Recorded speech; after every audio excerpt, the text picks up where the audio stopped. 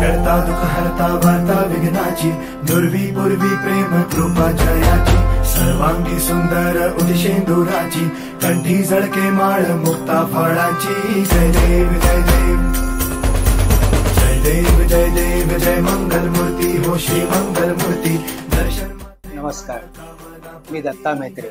मी व्यवसायाने commercial artist आहे आणि टिळकनगरचाच रहिवासी आहे। टिळकनगर गणेशोत्सव मंडळाने मला 50व्या वर्षासाठी लोगो करण्याची संधी दिली।